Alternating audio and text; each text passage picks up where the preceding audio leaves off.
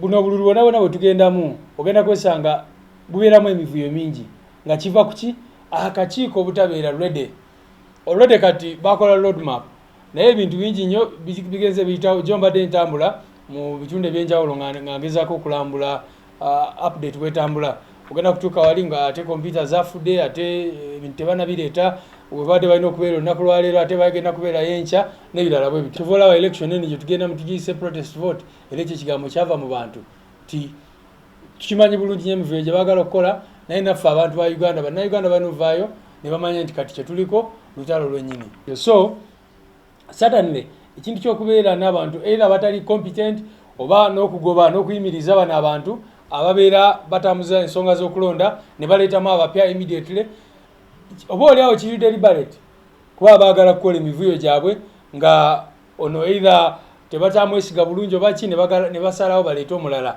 So tosobola kumanya bigendererwa byabwe naye ffe kyetukondeminga kwe kulaba nti buli lwe tubeera n'okulonda bavaayo ne balaga nti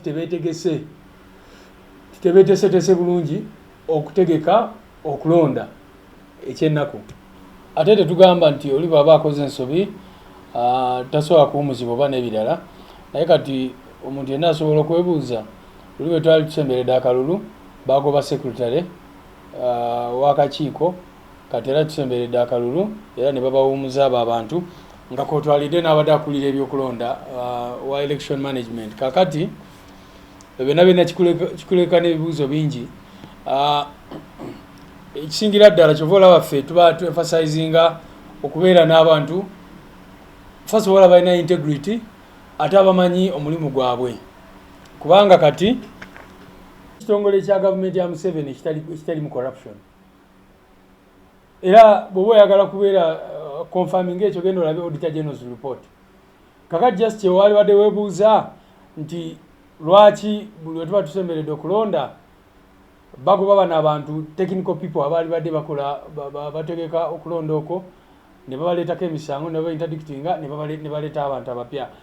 Kati ekyo ekizibu ekivaamu kwe kufuna abantu abatali competent oba abali sided nga bw'okiraba kibeera very very clear nti Electoral Commission yo etekinga side ya General Museveni n'ebirala bwe bityo. So anyway ffe abo abantu bonna nga bwe nkugambye oba basigaddeyo oba tebasigaddeyo abasinga babadde bakolera Museveni in any case ne mukulonda okwagwa obalabi bakola. So ffe demand yaffe ebeera yakulaba nti tuteekawo akakiiko k'ebyokulonda akeetengeredde ne technical staff nga basobola okukola emirimu in a professional way mu ngeri etali mu kyekubiira nga basobola okutegeka akalulu akali professional.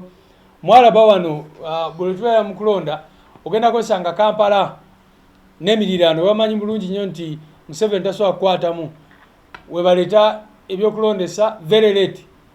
Oluusi mu 2016 byatuuka ssaawa 8 wano mu Kampala abantu ne babuuza offices za Electoral Commission ziriwa lwaki ebyokulondesa wano mu Kampala bituuka ssaawa 6 nga tebalina kye baddamu. Ne 2021 wabiraba nti mu Kampala abantu batandika okulonda very very late era ne baba basoma results batandikira zikapchulwa n'olya nti kati basome na kapiripiri n'awalala results za wano lwaki baba bakimanyi Museveni talinamu nga tebagala kutandika nga baana osinga zino eza wano kubanga bakimanyi bulungi baba bagala kubba kati nga bagala eri gye babbidde obululu bungi nnyo batandike ku TV zitandika okulaga 80% Museveni n'ebirala bwe bityo. So ffe kyetulwanirira kwe kulaba nga tufuna Electoral Commission eyeetengeredde era yebadde demand yaffe mu byonna era kyovola wa election eno gye tugenda mutugiyise protest vote era ekyo ekigambo kyava mu bantu ti tukimanyi bulungi nnyo emivuyo gye baagala okukola naye naffe abantu ba Uganda bannayuganda banuvaayo ne bamanya nti kati kyetuliko lutalo lwennyini. Mwebale nnyo. Akakiiko k'ebyokulondako kali mu mikono gya mwami wetu. Kituufu bayinza okuba nga ensimbi baazibulankanya oba nga balina ebisango ebirala bye bazza naye era nga bwe muzze mulaba bwakaata akakiiko mujjukira omusango gwa Dija Nassanga engeri gye bamukwata ne bamugamba alina byakoze ebyamankyolo mu kakiiko k'ebyokulonda ebitali mu mateeka ne bamuleeta ne bamutwala ku Buganda Road. Weebuuza omusango gwa Dija Nassanga waggweerawa nga yali commissiona Mulamba mu electoral commission. Kakati bano abalala bamulekwa ne bannaabwe be bakutte amini be bagobye bagambye tubasuspendinze baliko akabuuza ne bali waka batudde tewali musango gwe babaguddeko.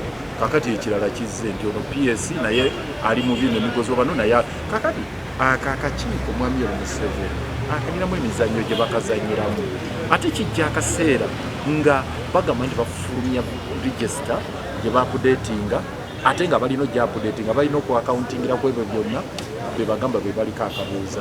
So waliwo ekitali kituufu. Bayinza okubanga emisango weegiri saagala kubawulereza, bayinza okubanga balinako ebyo balina okunnyonnyola bikwatagana n'ensimbi za kitongole ekya isi naye ekyamazima mwami Museveni yali emabega w'ebintu bino byonna. Akakiiko tekayinza kunywera ne kaba ggulugulu kakati baagala bakatakanjule bagire bati bakole bino bakole biri then oluddako balyoke bagambe nti tutaddewo noono nga we baagala.